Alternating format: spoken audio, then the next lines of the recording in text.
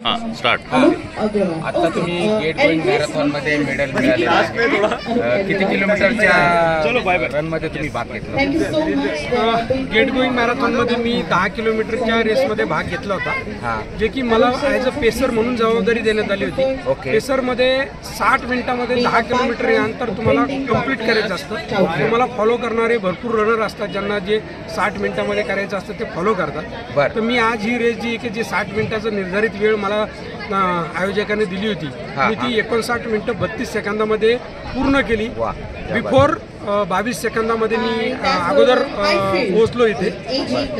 आणि माझं रनिंगचं करिअर म्हणायचं तर मी पहिल्यांदा 2017 मध्ये गेट गोईंगच्या मॅरेथॉनमध्ये पहिल्यांदा धावलो होतो, जे की 10 किलोमीटरमध्ये माझा त्यावेळेस 71 मिनिटाचा टायमिंग आला होता।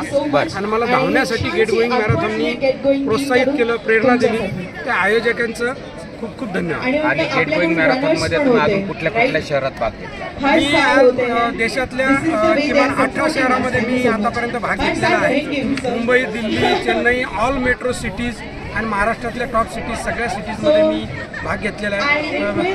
मी मुंबई मॅरेथॉनमध्ये मागच्या 2017 पासून धावतो, जवळपास 7 वर्षापासून।